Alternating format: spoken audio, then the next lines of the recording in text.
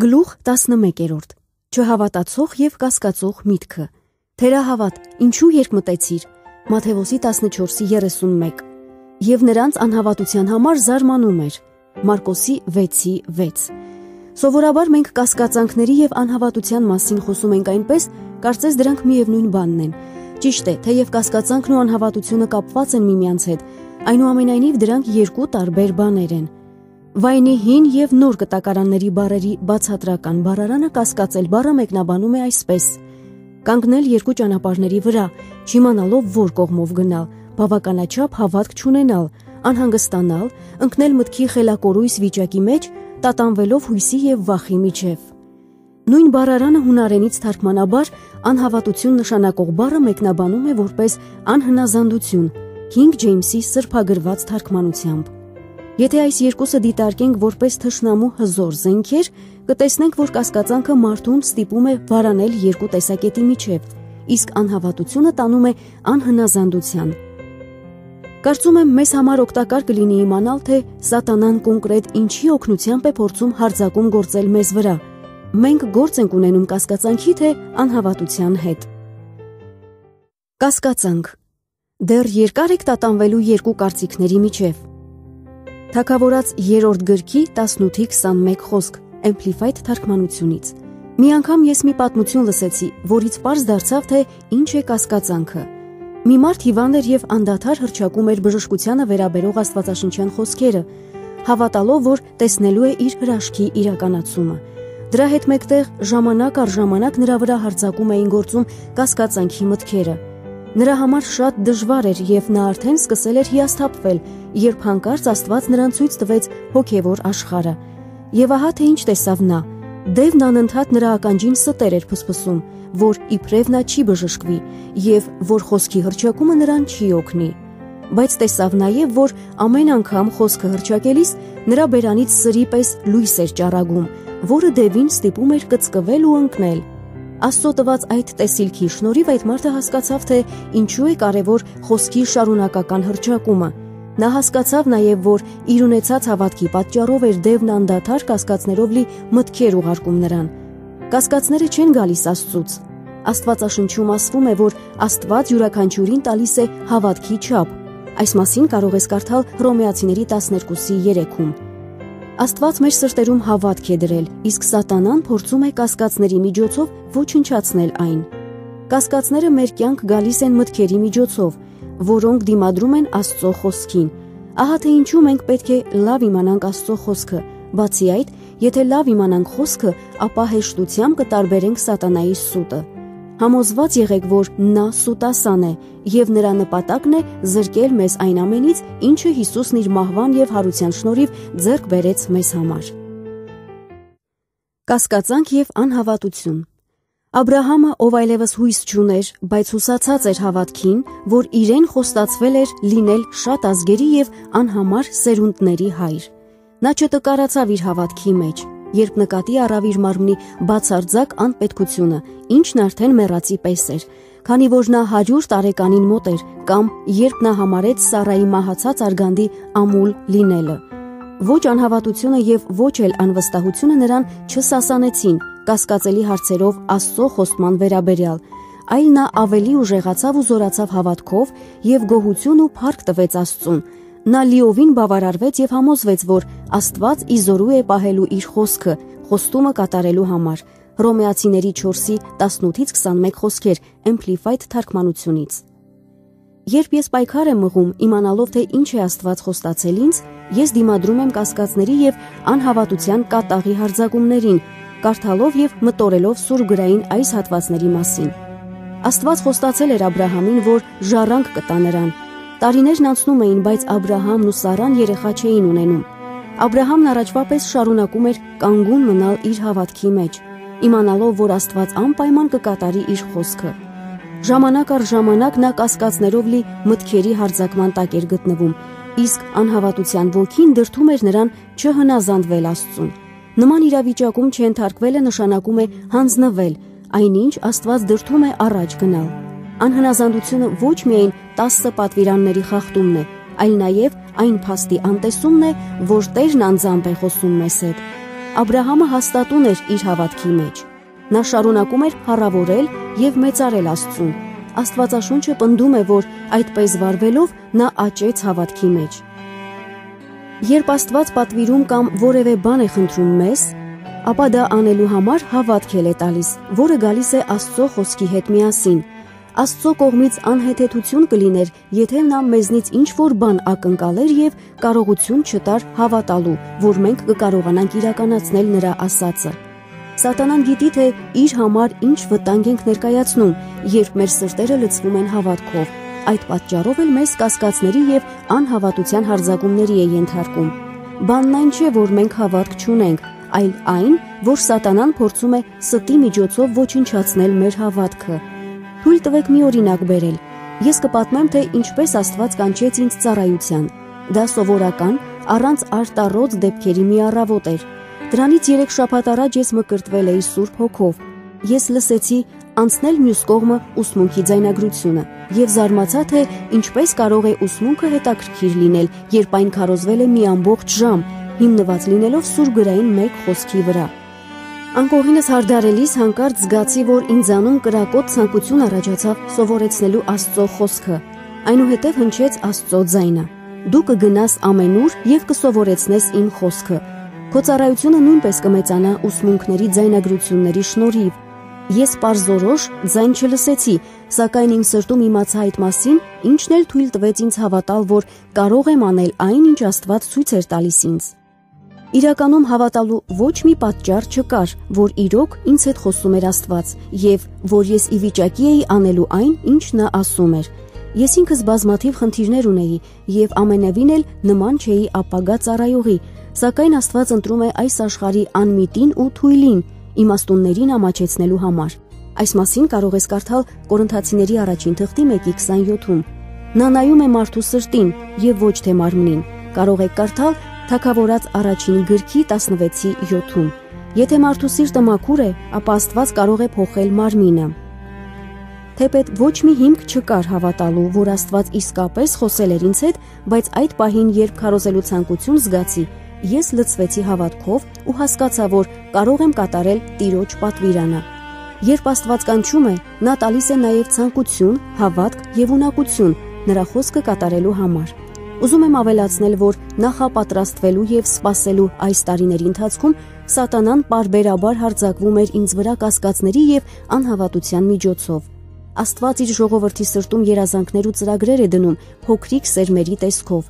Ինչպես կինն է իր արգանդում սերմ ընդունում եւ հղիանում, այդպես էլ մենք ենք հղիանում, երբ Աստված խոսում է իր խոստումների մասին եւ դրանք հռչակում մեր կյանքերում։ Հղիության ընթացքում Սատանան ջանասիրաբար աշխատում է վիժեցնել մեր երազանքները։ Որպես գործիք նա օգտագործում է կասկածանքը կամ անհավատությունը։ Երկուսն էլ օգտագործվում են մտքի դեմ հարձակումների դեպքում։ Հավատքը հոգու պտուղ է, այն հանդիսանում է հոգևոր ուժ։ Թշնամին չի ուզում, որ մեր միտքը համաձայն լինի մեր հոգու հետ։ Նա գիտի, որ եթե Աստված մեզ հավատք է տվել որոշակի աշխատանք իրականացնելու համար, եւ եթե մենք կենտրոնանում ենք այն կատարելու վրա, ապա մենք կարող ենք զգալի վնաս հասցնել նրա թագավորությանը։ Շարունակիր քայլել ջրի վրայով։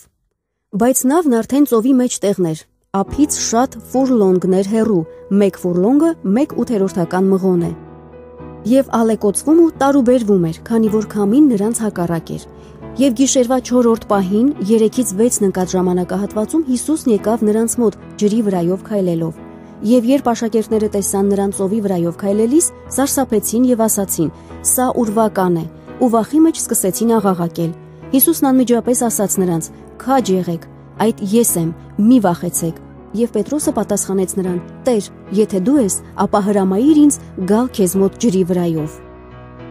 Նա ասաց. «Եկ», եւ Պետրոսը դուրս ելավ նավից ու քայլեց ջրի վրայով դեպի Հիսուսը։ Բայց երբ նա նկատեց, որ քամին սաստիկ է, վախեցավ, եւ երբ ընկղմվում էր, սկսեց աղաղակել. «Տեր, փրկիր ինձ մահից»։ Հիսուսն անմիջապես հասավ ու իր ձեռքը մեկնեց, բռնեց ու պահեց նրան ասելով. «Թերահավատ, ինչու կասկածեցիր»։ Եվ երբ նրանք մտան նավակը, քամին դադարեց։ Մատթեոս 14:24-32 խոսքեր Amplified թարգմանությունից։ Ես ընդգծել եմ վերջին տողը, ցանկանալով ձեր ուշադրությունը հրավիրել նրան, թե ինչ ծրագիր է թշնամին պատրաստում։ Լսելով Հիսուսի խոսքերը, Պետրոսը դուրս եկավ նավակից, որպեսզի անի այն, ինչը երբեք չէր արել։ Փաստորեն, Հիսուսից բացի ուրիշ ոչ ոք երբեք չէր քայլել ջրի վրայով։ Դրա համար հավատք էր պետք։ Պետրոսը սխալ թույլ տվեց։ Նա բավականին երկար նայեց փոթորկին եւ վախեցավ։ Կասկածներն ու անհավատությունը ճնշեցին նրան, եւ նա սկսեց ընկղմվել։ Պետրոսը աղաղակեց Հիսուսին եւ նա օգնեց նրան։ Սակայն ուշադրություն դարձրեք, որ փոթորիկը դադարեց, երբ Պետրոսը կրկին նավակը մտավ։ Հիշեք Հռոմեացիների 4:18-21 խոսքերը, որտեղ Աբրահամն անսասան էր իր հավատքի մեջ, թեպետ տեսնում էր իր վիճակի հուսահատությունը։ Աբրահամին հայտնի էին բոլոր հանգամանքները, սակայն ի տարբերություն Պետրոսի, նրա պայմանները խոչընդոտ չէին հանդիսանում նրա հավատքի համար։ Նա երևի շատ չէր մտածում կամ խոսում դրանց մասին։ Նրա միտքն ու զրույցը Աստծո հետ էր։ Մենք կարող ենք գիտակցել մեր իրավիճակները, բայց եւ այնպես մեր մտքերը կենտրոնացնենք այն բանի վրա, ինչը շինություն կտա մեզ եւ կամրացնի մեր հավատքը։ Ահա թե ինչու էր Աբրահամը շարունակում փառավորել եւ մեծարել Աստծուն։ Մեր գոհունակությունն արտահայտվում է նրանում, որ մենք ճիշտ ենք վարվում, նույնիսկ այն ժամանակ, երբ դա հեշտ չէ։ Եփեսացիների ուղերձի 6:14-ում գրված է, որ հոգևոր պատերազմ վարելիս մենք պետք է ամուր կապենք մեր ճշմարտության գոտին։ Երբ մեր կյանքում փոթորիկներ են գալիս, մենք պետք է ամուր տնկվենք, պնդացնենք մեր ճակատները, լցվենք Սուրբ Հոգով եւ ոչ մի դեպքում նավակ չվերադառնանք։ Մենք կարող ենք ասել՝ դուրս եկ եւ մի վերադարձիր։ Շատ հաճախ փոթորիկը դադարում է, երբ դուք հրաժարվում եք կատարել պատվիրանը եւ վերադառնում եք այնտեղ, որտեղ ապահով եւ անվտանգ է։ Սատանան փոթորիկներ է բերում ձեր կյանքում ձեզ վախեցնելու մտադրությամբ։ Փոթորկի ժամանակ հիշեք, որ միտքը պատերազմի դաշտն է։ Մի կայացրեք որոշումներ հիմնված ձեր մտքերի կամ զգացմունքների վրա։ Թող հոգին վերահսկի ձեր գործողությունները։ Այդպես վարվելով դուք ձեր հոգում կրկին կգտնեք այն տեսիլքը, որը նախապես ստացել եք Տիրոջից։ Ոչ մի երկմտություն։ Եթե ձեզնից մեկը իմաստության պակաս ունի, թող խնդրի Աստծուն, ով տալիս է բոլորին ազատորեն եւ առանց նախատինքի, առանց կշտամբանքի եւ սխալներ փնտրելու, եւ դա կտրվի իրեն։ Միայն թե դա լինի հավատքով եւ խնդրի առանց վարանելու, առանց երկմտելու, առանց կասկածելու, քանի որ ով վարանում է, երկմտում, կասկածում, նա նման է փոթորկոտ ծովի ալիքներին, որը շնչասպառ այս ու այն կողմ է նետվում քամուց, որ իրապես թող նման մարդը չպատկերացնի անգամ, որ նա կստանա ինչ-որ բան, որ խնդրում է Տիրոջից։ Հակոբոսի 1:5-7 խոսքեր Amplified թարգմանությունից։ Մի հովիվ պատմում էր, թե ինչպիսի շփոթության մեջ էր հայտնվել Աստվածաշնչյան քոլեջն ավարտելուց հետո մի որոշում կայացնելու հարցում։ Աստված նրա սրտում դրել էր քոլեջից հետո վերադառնալ Սեն Լուի, Միսսուրի, եւ այնտեղ նոր եկեղեցի հիմնել, որը եւ նա պատրաստվում էր անել։ Բայց երբ մոտենում է գնալու ժամանակը, իրավիճակն այնպես է դասավորվում, որ նա իր գրպանում ունենում է ընդամենը $50, եւ բացի այդ, նա պետք է գնար երեխայի եւ հղի կնոջ հետ։ Ակնհայտ էր, որ հանգամանքները նրա դեմ էին։ Նա փորձում էր ճիշտ որոշում կայացնել եւ այդ ժամանակ նրան աշխատանք են առաջարկում երկու խոշոր նոր հաստատվող ծառայություններում, խոստանալով բարձր աշխատավարձ։ Առաջարկները շատ գայթակղիչ էին, իսկ խոշոր ծառայություններում մասնակցության հնարավորությունը շոյում էր նրա ինքնասիրությունը։ Որքան երկար էր մտածում այդ առաջարկի մասին, այնքան շատ էր ընկնում շփոթմունքի մեջ։ Կարծես պարոն կասկածանքն էր նրան այցելության եկել, այդպես չէ։ Կար ժամանակ, երբ նա հաստատ գիտեր, թե ինչ է ուզում, բայց հիմա նա տատանվում էր։ Այն պահից, երբ Սեն Լուի մեկնելու համար իրավիճակները հակառակ էին դասավորվել, այդ երկու առաջարկներից մեկն ընդունելու գայթակղությունն ավելի էր մեծացել, սակայն նրա սրտում չկար խաղաղություն։ Ի վերջո, նա դիմեց իրեն աշխատանք առաջարկող հովիվներից մեկի խորհրդին, ով շատ իմաստուն պատասխան տվեց։ Առանձնացիր որոշ ժամանակով, հանգստացիր եւ ազատվիր քեզ տանջող մտքերից, նայիր սրտիդ, տես ինչ է այնտեղ կատարվում, իսկ հետո անցիր գործի։ Հետևելով Հովվի խորհրդին, նա շուտով համոզվում է, որ իր սրտի ցանկությունն էր Սեն Լուիում եկեղեցի ստեղծելը։ Նա չգիտեր ինչպես պետք է կարողանար իրականացնել այդ ծրագիրը, բայց հնազանդության քայլ արեց, որը հիանալի արդյունք ունեցավ։ Այսօր այդ հովիվը Ռիկ Շելթոնը հանդիսանում է Սեն Լուիի, Միսսուրիի կյանք քրիստոնեական կենտրոնի հիմնադիրն ու ավագ հովիվը։ Տարիներ շարունակ հազարավոր մարդիկ օրհնվում եւ վերափոխվում են նրա ծառայության շնորհիվ։ 5 տարի շարունակ ես այնտեղ եղել եմ որպես Հովվի օգնական։ Այդ ժամանակ է ծնվել իմ ծառայությունը։ Պատկերացրեք, թե որքան շատ բան կարող էր գողանալ սատանան կասկածների եւ անհավատության միջոցով, եթե Հովիվ Շելթոնը հետևեր իր մտքին եւ ոչ թե սրտին։ Որոշումը մերն է՝ կասկածել թե ոչ։ Հաջորդ օրը վաղ առավոտյան, երբ նա վերադառնում էր քաղաք, սովածացավ։ Ճանապարհի վրա տեսնելով տերևած ծածկ մի թզենի, նա գնաց դրա մոտ, բայց տերևներից բացի ուրիշ ոչինչ չգտավ դրա վրա։ Թզենու տերևներն ու պտուղներն աճում են, հայտնվում են միաժամանակ։ Եվ նա ասաց ծառին. «Այլևս պտուղ չլինի քեզ վրա»։ Եվ թզենին անմիջապես չորացավ։ Աշակերտները տեսնելով դա, մեծապես զարմացան ու ասացին. «Այդ ինչպես թզենին անմիջապես չորացավ»։ Հիսուսը պատասխանեց նրանց. «Ճշմարիտ եմ ասում ձեզ, եթե հավատ կունենաք, ամուր վստահություն եւ չկասկածեք, ապա դուք ոչ միայն կկարողանաք անել այն, ինչ տեղի ունեցավ թզենու հետ, այլ եթե այս լեռանն ասեք, վեր կաց եւ ծովն ընկիր, ապա կլինի դա։ Եվ ինչ որ աղոթքի մեջ խնդրեք, հավատ կունեցեք եւ իսկապես հավատացեք, որ կստանաք»։ Մատթեոս 21:18-22 խոսքեր, Amplified թարգմանությունից։ Երբ զարմացած աշակերտները Հիսուսին հարցրին, թե ինչպես կարողացավ չորացնել ծառը խոսքի միջոցով, նա նրանց ասաց. «Եթե հավատաք եւ չկասկածեք, կկարողանաք կատարել նույնը, ինչ որ ես արեցի թզենուն, եւ ել ավելին»։ Այս մասին կարող ես կարդալ Հովհաննեսի 14:12-ում, Amplified թարգմանությունից։ Մենք արդեն սահմանեցինք, որ հավատքն Աստծո պարգևն է։ Այդ պատճառով էլ գիտենք, որ հավատք ունենք։ Այս մասին կարող ես կարդալ Հռոմեացիների 12:3-ում։ Բայց կասկածանքը ընտրություն է։ Դա մեր մտքի դեմ ուղղված սատանայի մարտական ռազմավարությունն է։ Քանի որ դուք պետք է որոշեք, թե որ միտքն եք ընտրում, ապա երբ կասկածները գան, դուք պետք է սովորեք տարբերել դրանք, ասելով ոչ, շնորհակալություն, եւ շարունակեք հավատալ։ Ընտրությունը ձերն է։ Անհավատությունը անհնազանդություն է։ Եվ երբ որ նրանք ժողովրդի մոտ եկան, մի մարդ մոտեցավ նրան եւ առաջը ծունկ դնելով ասում էր. «Տեր, իմ որդուն ողորմիր, որ լուսնոտում է եւ չարաչար տանջվում, որովհետեւ շատ անգամ կրակն է ընկնում եւ շատ անգամ ջուրը։ Եվ ես նրան քո աշակերտների մոտ բերեցի եւ չկարողացան նրան բժշկել»։ Հիսուսն էլ պատասխանեց եւ ասաց. «Ով անհավատ եւ խոտորյալ ազգ, մինչեւ երբ պիտի ձեզ հետ լինեմ, մինչեւ երբ պիտի ձեզ համբերեմ, նրան ինձ մոտ բերեք այստեղ»։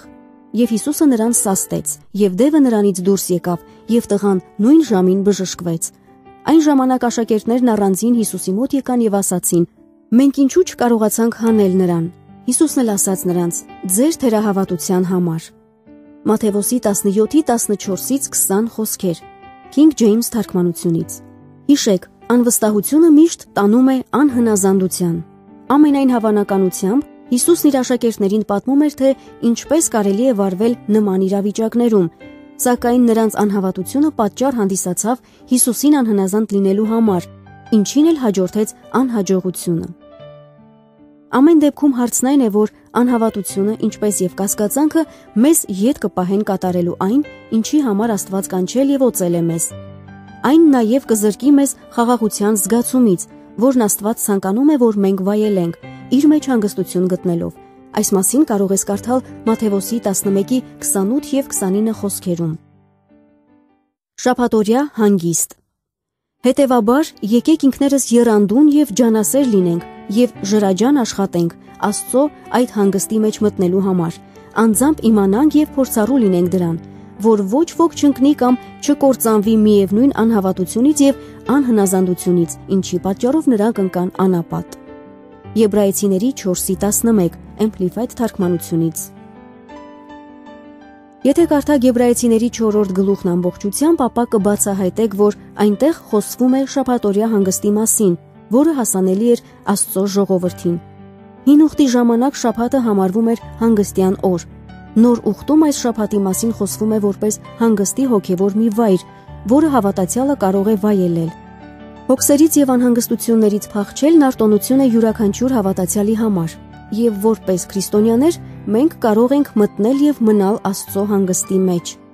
Եբրայեցիների 4:11 խոսքը ցույց է տալիս, որ միայն հավատքի միջոցով մենք կարող ենք մտնել այդ հանգստի մեջ, իսկ անհավատությունն ու անհնազանդությունը կզրկեն մեզ այդ իրավունքից։ Անհավատությունը մեզ կպահի անապատում, բայց Հիսուսը հոգ է տարել մեր հանգստի մասին, որը մենք կկարողանանք գտնել, եթե ապրենք հավատքով։ Ապրելով հավատքից հավատք։ Որովհետև Աստծո արդարությունը նրանով հայտնվում է հավատքից հավատքի մեջ, ինչպես գրված է, թե արդարը հավատքով կապրի։ Հռոմեացիների 1:17։ Հիշում եմ մի դեպք, որը կարող է հստակեցնել այս պահը։ Մի օր երեկոյան տանը շրջում էի եւ փորձում էի զբաղվել տնային գործերով։ Ես ինձ շատ դժբախտ էի զգում, ոչ մի ուրախություն չունեի, սրտումս խաղաղություն չկար։ Շարունակ հարցնում էի Տիրոջը, ինչ է կատարվում ինձ հետ։ Դա հաճախ էր պատահում եւ ես իսկապես ցանկանում էի իմանալ պատճառը։ Ես փորձում էի ապրել այնպես, ինչպես պետք է ապրի Քրիստոսին հետևող մարդը, սակայն ես ինչ-որ բան բաց էի թողնում։ Այդ ժամանակ հնչեց հեռախոսազանգը։ Զրուցելիս ես սկսեցի նայել Սուրբ գրային մեջբերումներով բացիկներ, որոնք ինչ-որ մեկը նվիրել էր ինձ։ Իրականում ես չէի կարդում, այլ հեռախոսազրույցի ընթացքում պարզապես թերթում էի դրանք։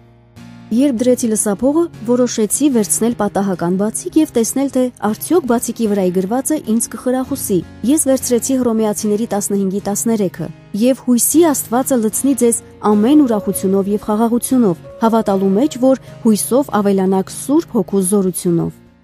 Ես տեսա դա։ Իմ խնդիրների ամբողջ պատճառը կասկածանքն ու անհավատությունն էին։ Ես ինքս ինձ դժբախտացնում էի, հավատալով սատանայի ստերին։ Ես բացասաբար էի տրամադրված, չէի կարողանում ունենալ ոչ ուրախություն, ոչ խաղաղություն, որովհետև հավատք չունեի։ Հնարավոր չէ ունենալ ուրախություն եւ խաղաղություն ու ապրել անհավատության մեջ։ Որոշում կայացրեք հավատալ Աստծուն եւ ոչ թե սատանային։ Սովորեք ապրել հավատքից հավատք։ Հռոմեացիների 1:17 խոսքի համաձայն հենց այս կերպ է բացահայտվում Աստծո արդարությունը։ Աստված հայտնեց ինձ, որ հավատքից հավատք ապրելու փոխարեն ես հաճախ անցնում էի հավատքից դեպի կասկածներ եւ անհավատություն։ Հետո կարճ ժամանակով վերադառնում էի հավատքին, ապա կրկին ընկնում կասկածների ու անհավատության մեջ։ Ետ ու առաջ գնալով ես հայտնվում էի այս ու այն կողմում։ Այդ պատճառով էլ իմ կյանքում այդքան շատ էին անհաջողություններն ու դժբախտությունները։ Հիշեք Հակոբոսի 1:7 եւ 8 խոսքերի համաձայն, երկմիտ մարդն անկայուն է իր բոլոր ճանապարհներում եւ երբեք Տիրոջից չի ստանա այն, ինչ ցանկանում է։ Որոշում կայացրեք, որ չեք լինի երկմիտ մարդ, մի ապրեք կասկածանքի մեջ։ Աստված ձեզ համար հրաշալի կյանք է պատրաստել։ Թույլ մի տվեք սատանային, որ նա գողանա այն իր ստի միջոցով։ Փոխարենը խորտակենք, քանի որ մենք հերքում ենք փաստերն ու տեսությունները եւ հավաստիացումները, եւ ամեն մի հպարտ ու գոռոզ բան, որ ինքն իրեն բարձրացնում է Աստծո ճշմարիտ գիտության դեմ, եւ մենք գերի ենք վերցնում ամեն մի միտք ու մտադրություն Քրիստոսին, Մեսիային, Օծյալին հնազանդեցնելու համար։ Կորինթացիների 2-րդ թուղթ 10:5 խոսք, Amplified թարգմանությունից։